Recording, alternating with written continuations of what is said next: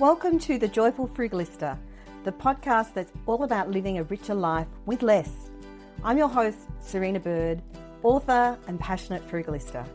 Each episode, we dive into inspiring stories, practical tips and joyful conversations that help you create abundance, embrace mindful spending, and live your best life, all without breaking the bank. So grab a cuppa, get comfy, and let's explore how being a frugalista can lead to freedom, happiness, and a whole lot of joy.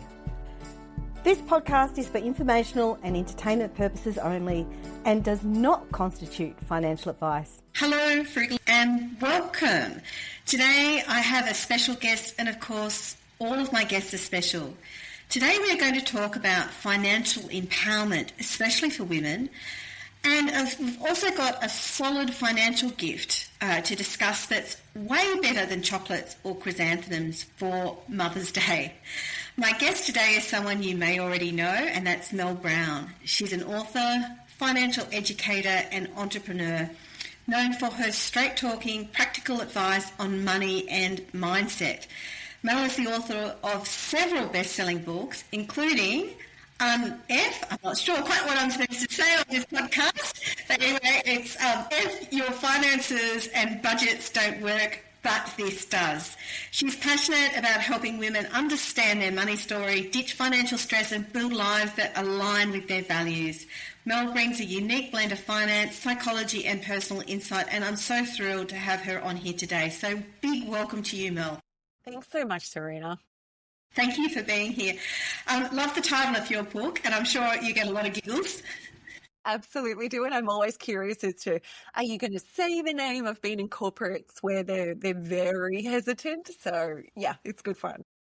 Well, it doesn't worry me so much. It's just like if you're going to swear on a podcast, you usually need to declare it. And exactly. But I just don't want to go through that hassle. So fair. So let's start at the very beginning. So financial literacy. Why is this such a big passion for you? I think for many reasons. I didn't see it modelled in my household, in that my mum was the very traditional housewife where my dad would just tell her this is how it's going to be. When she wanted to go to have part-time work, he said, well, you can work, but nothing is to change in the household. I don't want my life to change. He would put documents in front of her and just tell her to sign it and to trust him. He gave her housekeeping and she had to account for it. And I remember at a very young age watching her going, I never want that. And I think today we probably would have called that coercive control. But back then, for too many women, that was simply how it was. And when I went through my divorce in my 30s and made really stupid decisions, even though by then I was an accountant, I was someone who presumably knew what to do with money, what became really apparent is that it doesn't matter if you have little or know little about money or if you have a lot. We can behave really poorly with money, particularly because of what we know. And that really got me passionate about helping women particularly become better at both building their businesses and creating wealth. And I'm a Western Sydney chick, so I did not grow up with money. I'm very much self-taught. And so part of the reason why I talk about my story and I talk about my financial position today as a multimillionaire is because I didn't see women that were self-made from where I lived and what I'd been through. So for me, it's championing that and it's highlighting for women that it's not selfish, that it's actually a really positive thing to want and to have. It's easy to look back on those days where, women had that small housekeeping budget, which was never enough, and that they were told they had to be grateful for that. But, there's this whole move to the trad wife move. Oh, the trad wife. I was actually shocked because my eldest son, who's 15, announced that he wanted to eventually marry a trad wife. And I was like going, oh, my God, what have I done wrong as a mother? I think it's kind of a little bit of a zeitgeist. I'm hoping it's going to disappear. Yeah, look, I was really surprised too, but I think it's I think sometimes there's just a pushback against what we know, and it's almost let's be controversial, whereas what people don't realize is it might feel lovely to be taken care of, but you know what? I want my husband to take care of me by giving me foot rubs or buying me lunch, not by me having to go to him and ask for everything. And it was interesting that you say that, because I had a conversation with a mum the other day where she said that one of her school mums was really disappointed because her daughter had turned to her and said, "Oh, I just want to be a kept wife, and I want to drive around in a Range Rover and go and have lunches all day." The sugar daddy, sugar baby. Sugar daddy situation. Yeah. And in the end, the mum said, well, first of all, you're going to now come and start working in my business because I want you to be skilled up. But two, I want you to think every time you want something, and she started doing it to model it to her daughter, you need to ask your partner for it. So if she went to do something, she would pretend to ask her husband for it. And her daughter was like, "Ew, what are you doing?" And she goes, "Well, if you want to be a trad wife, if you want to play that part, this is what it's going to involve." So it's just realizing, it's really interesting what's coming up at the moment. And I really hope it's a moment and not something that people actually want. It is a really divisive space, and I want to be very clear for anyone listening who's chosen to stay at home. Absolutely. It's a conscious choice. 100%. The problem is when this is romanticised in terms of going back to these values without thinking about the long-term financial consequences and planning for it, which I guess brings me to something that you've written so passionately about once again, which is this concept of superannuation and how to make it more equitable. Yeah, and I love that you said that, Serina, because it is all about choice at the end of the day. I want you to have choice to choose to stay home if that's your choice, choose to go to work, choose to have a business, but at the end of the day, to also have financial independence within that. And where I see a lot of women fall down with financial independence is superannuation. And women are still the ones that are primarily having that time off when they have a child. So they're often the primary care person that's at home. And when I was a financial advisor, I would often have a couple, and it was usually a heterosexual couple, having these conversations where I would ask, "So are you choosing to stay home, or what's going on?" And usually the husband would reply with, well, it's not worth her going back to work because childcare takes up too high a percentage of her wage. At which point I would usually say, "Please tell me you've thought about a percentage of both wages, not just her." Absolutely. Let me hope that you've thought about the superannuation that she would lose and the compounding effects of that super. And no one had ever thought of that. I didn't have a single client who ever had thought that. But what I realised is that we're just not having that conversation that is with financial literacy at the heart of it.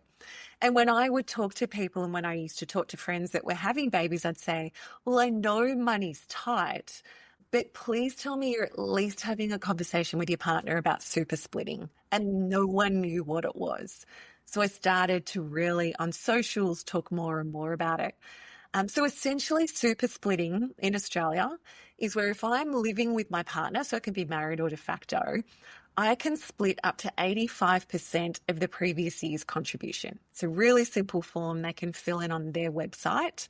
So you can backdate it insofar as if you're only hearing about it now, you can be super splitting. They could be gifting you essentially 85% of previous year's super, and you can just keep going with that. There's a real fallacy that people think that, and this is probably the biggest argument I've had to it, is, "But I'll get it anyway." Or the partner saying to their partner, "You'll get it anyway."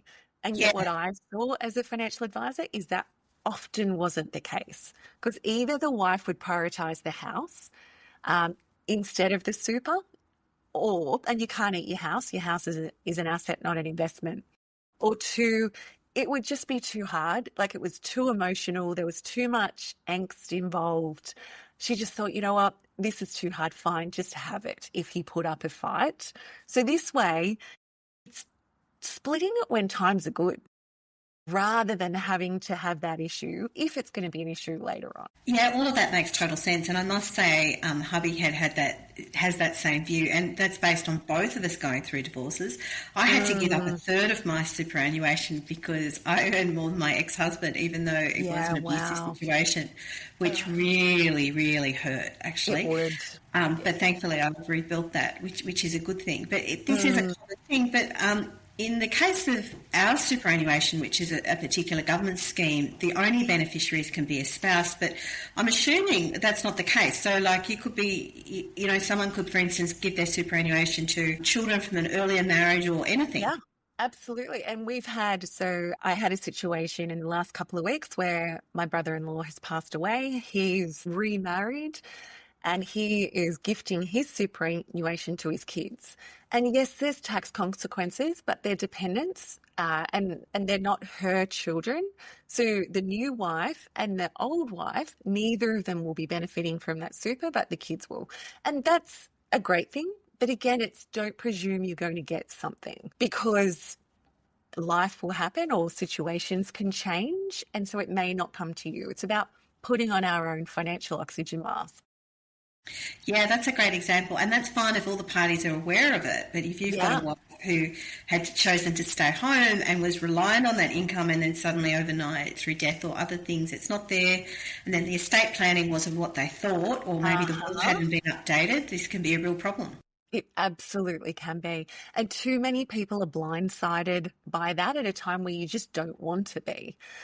Plus, more women are retiring with so significantly less superannuation than men. Women over 55 are at growing risk of homelessness, often because we don't have super. Women are starting businesses faster than the blokes. And again, we're not paying ourselves super in our businesses. So we're missing out on it in so many different places. This is one way to start to fill the tank back up in something that I think is just fair. Like, if I was made PM for a day, I would mandate this. We shouldn't have to have this conversation. It's just fair. Like, it passes the pub test of, should this happen if one of you stays home? Of course it could. So I genuinely don't understand why it's not mandated. Well, I guess, I remember when super first came in, I think I started a full-time job a couple of years after, or a year or two after, but it was still fairly new. And to be honest, I think in those days, no one really thought about, say, people taking time out for caring or anything. It was this presumption, because it was based, I guess, originally on the public service model of, the nice nuclear family and the dad with a stable job who will be in the same job for life and be providing for the whole family. I don't think no one ever really thought about circumstances that would be different from that. They absolutely didn't, which is why in our modern time, it's time for a re-look at it. And I really hope a politician, it just doesn't make sense that someone wouldn't do this.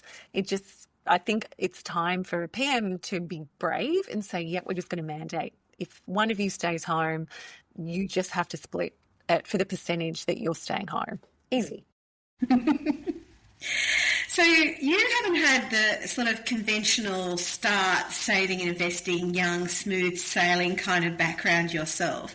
And you've spoken a lot about compound interest, but is it ever too late to start investing? What about people who've had big disruptions in their life and have had to start again? It's absolutely not too late. My theory is it's not too early and it's not too late. So if I meet a lot of mums who are really worried for their kids that not being able to afford a house, not being able to give them that house deposit. If I had an 18-year-old and I could convince my 18-year-old, even if I subsidised it for a few years, to invest $250 a month for the next 50 years, which an 18-year-old has, and if they got the average return from the last 30 years that the share market has given, they would have almost $4 million in 50 years. Wow. You don't need large amounts. It's just time. But of course, there'll be someone here that's in their 50s going, but I don't have time, in which case I want to say to them, well, I intend to live to 100. Women's average age is 88. We're outliving the blokes. So if you know how to find more cash, then you have time to invest. So in my community, for example, We have people pet sitting, we have people dog walking, we have people learning to find more cash. Because if you can find 20 per day over 30 years, that's going to be over $1 million. So if you don't have enough super and you haven't prioritized investing, and if you start with small amounts now, you absolutely can have quite a significant chunk of money at the tail end of your life, where instead of you having to drink cask rosé and wonder whether you should turn the heat on, you can go, oh, it's a Wednesday night, I'm just going to run that heater and not even think about it. So, I was just laughing because I've had my dad visiting while we've been in Traralgon for table tennis, and we did open a bottle of cask wine last night, and once we let it sufficiently breathe, it was actually nice. But we're actually not big drinkers to start with, but there's a whole resurgence now. Younger generations are rediscovering the benefits of the cardboard dough. Of the goon bag, exactly. I love that so much. But, my mother-in-law, so my husband's dad passed away more than a decade ago now.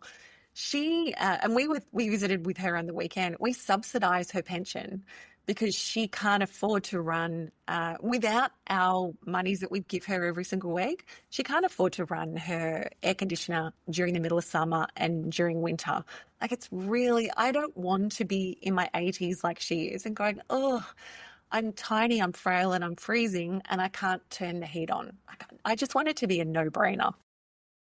Well, the other week it was minus 7.5 degrees at our home in Canberra, and I would not have wanted to be thinking, can I afford to turn the heater on? And it's not just the discomfort, it's the health aspects of that too. Absolutely. Yeah, and it's particularly as you get older, it's more important that you don't have that really cold air and all the rest of it. Yeah. So no, you definitely can do it with small amounts and you absolutely have time. But the most important thing is to start. So it's really interesting. So a lot of the stats are, so if we go to a US Fidelity study, all of the men and women, a whole bunch of men and women, so there was more than 1,000 asked, are men or women the better investors? 53% said men are better investors. Wow. And yet there's at least 3 longitudinal studies, from the Warwick Business School study to a Sydney University study, UTS study, to another study in the US, that all showed that whilst both men and women outperformed the index, women were better investors than men. Wow. And part of it is because of our lack of self-confidence. So we don't try to time the market. We invest regularly with small amounts. Whereas there's a University of Essex study that just came out this year that said men are more emotional investors, which is why I know I loved it so much, which is why they're not as good investors as women. So what they mean by that is they'll trade more regularly. If their footy team is losing, it'll affect how they trade. It's really fascinating, the psychology of blokes. But the problem is, I think, because blokes talk about it more and are more confident and talk about their trades, we presume they're better at investing, whereas actually the slow and steady approach, just like the tortoise and the hare, that women do, and that's a generalization, but that's generally what the research has discovered. It's a better, more sustainable approach.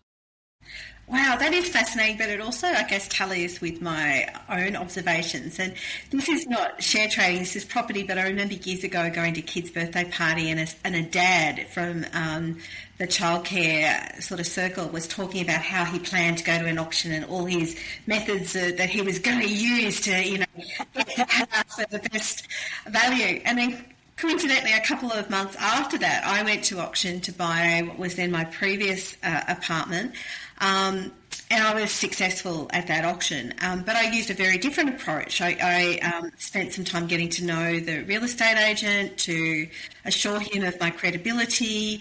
I was the only person who'd bid on that, so then I had a little bit of negotiating room. It was quite a different strategy, but what I noticed was that a large proportion of the people bidding that day were in fact women. Yeah, I love that. That's interesting. Yeah, but it's just, in popular kind of thought, you'd think, it's the aggressive ones who are the successful ones.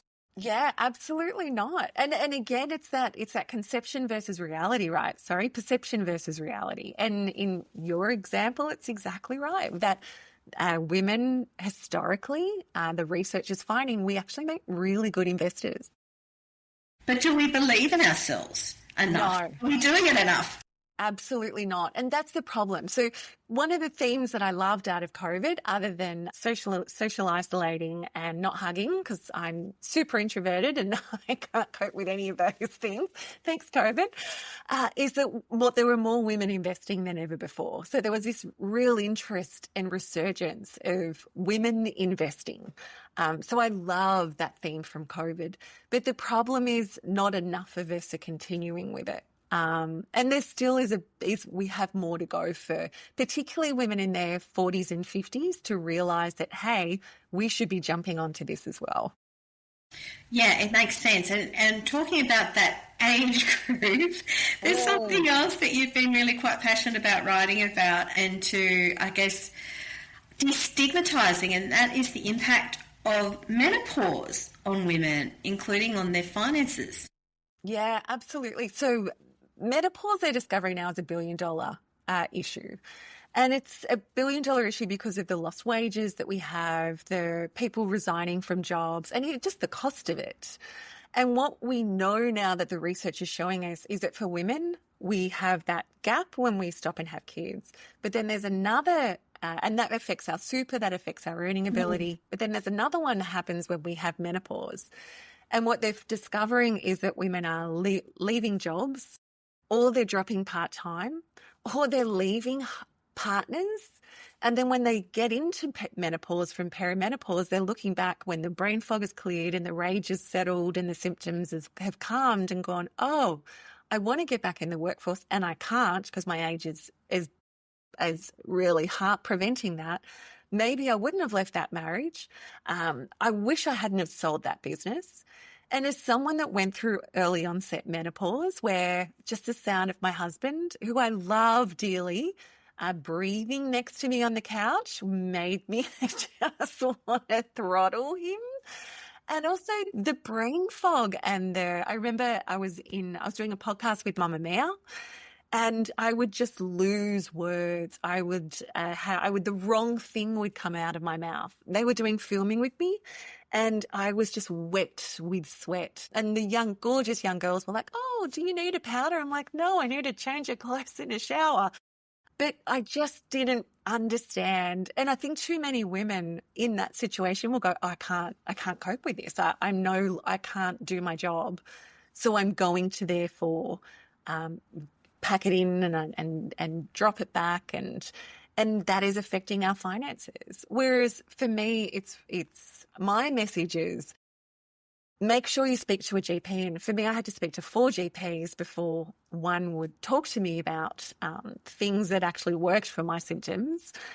But to get those symptoms under control so that you can make those decisions that are actually helpful for your finances. And I guess this generation we currently have, the Generation X, is probably like the largest cohort of women who've actually been in the paid workforce or in business than we've ever had. And I guess traditionally a lot of these symptoms were perhaps not talked about outside of women's circles, but they certainly weren't showing up en masse in the workplace. No, absolutely. And it's probably the thing I love more than ever about when menopause is really having a moment right now is that news presenters are saying, oh, just having a menopause moment. Celebrities are talking about it. Books are being written. So it's really, we're reclaiming it as this is not something that should be stigmatized. This is something that most women will go through. So let's put the information out there and do something about it. And I remember when I asked my mum about these sort of things, she was almost like, oh, yeah, that was really hard. But that's kind of all I got. Instead of, I know for me, I've got I see Lauren, who's just turned 40. I tell her everything. Like the next generation coming through is going to be so ready for this. Because I didn't even know what the words perimenopause was when I first heard it. No idea it was a thing. Well, I must admit that I started going into perimenopausal state when I'd just met my now husband. And I kept thinking I was becoming pregnant. Oh, it was really funny. Because yeah. what is happening? Like, I'm not a young person, really, in my early 40s. So we sort of laughed. But, for the first year or two, I was convinced all the time this was what was happening. Yeah. Well, I was looking back now, mine would have been probably 37. So really young when I was going through perimenopause, and never would have occurred to me to equate menopause with someone in their 30s. So yeah, you genuinely just think you're going mad. And I agree on my poor husband. We'd been together for 5 years. I'm sure he was looking at me going, where's the sweet young thing that I married? Oh my gosh, who's this creature? Because you genuinely just feel like you're turning into a different person. So very grateful for hormone patches and doctors that know what they're talking about. And then the hard thing, obviously, as you alluded to, is women trying to re-enter the workforce. There's a fair amount of discrimination against older people, as it is, but then against older women particularly. Absolutely. And there is this ageism that women particularly suffer. Like George Clooney can have gorgeous grey hair. And interestingly, when he dyes his hair black, people are devastated. They want him silver fox, whereas a woman will go grey and they'll be like, oh my gosh, why would you do that to yourself? Like there's this real double standard when it comes to women and aging. And I think what we do and what I've noticed the effect is that, one, it's problematic if we try to re-enter the workforce. But two, we also layer that onto ourselves with, in your question before around investing, if you're in your 40s, 50s, you're probably going to say, I don't have long enough to invest because of that ageism that is happening. So it's being aware of that and making sure if you're trying to re-enter the workplace, that anything you put in, that has nothing to do with it, that you're really pushing your skills versus your age. Plus, there's a lot of incentives for employers to hire an older workforce now. So it's really making sure that that's the thing that you lead with, perhaps. That's great, actually. That really makes a lot of sense. And believe it or not, I have one final question. Oh my gosh, I know it's gone fast. I know, because we have so much to talk about, which is, do you have a frugalista tip to share? I'm sure as someone who's great with money, you probably do lots of things that are quite frugal. Yeah, so one of my biggest things, one of my heritage is my nana was from Hong Kong, so I'm part Chinese and part Scot. So I have frugality baked into my bones, I say. Like this. So from shopping in op shops with my nana to learning how to make anything from leftovers from my Scottish grandma. And I think because both sides will eat anything, then that's just something that I've learnt. But probably my frugal tip is something that I've been doing for many years now, where my husband and I on a Sunday will do a big cook-up. It might be cruciferous soup, it might be lentils, it could be brisket, it could be, he's got a beans recipe. We have 2-cup glass Pyrex dishes and we cook it up, and then we load up all of those Pyrex dishes, pop what they are on it and put them in the freezer. And that way I never have takeaway. I never have Uber Eats. I have these delicious meals in the freezer ready to go, which I will have one tonight, without having to have that mental admin of, what do I have to eat? But also that cost of, I'm going to have to buy something on the road. It makes so much difference, because no matter how organised we think we are, there's always one day where we're just shattered for whatever reason. Absolutely. Yep. Yeah. Just not well. There's flu season at the moment. Some people I know are still going through COVID again. Yes. How many time? And you'll just have days when you're off and you just don't have the energy. Absolutely. And I always make sure there is at least half a dozen chicken soups in there for exactly that reason, all made on bone broth, so that when you're starting to feel where you're not well or you're a bit run down, you can just there's really nutritious things to reach for as well. I love that. That'll be better for my boys who don't always love nutritious things. Yeah. Well, thank you so very much. Now, I assume people can find your books in all good bookstores. Yeah, I don't know if your finances is actually run out in many places now, but it's at most libraries, which is a good frugal tip. And it's going to be re-released in January, as well as my next book, which I'm super excited about, Dare to Be Wealthy. But we've given you a link with a conference that we've got coming up, some information on shares, some freebies, and all sorts of good stuff. Exactly. Thank you so much. So yes, there is a whole website, a web page specifically for the Joyful Frugalista listeners, which will be in the show notes. Beautiful. Enjoy. Thank you so much. You're welcome. Thanks for having me. Thank you.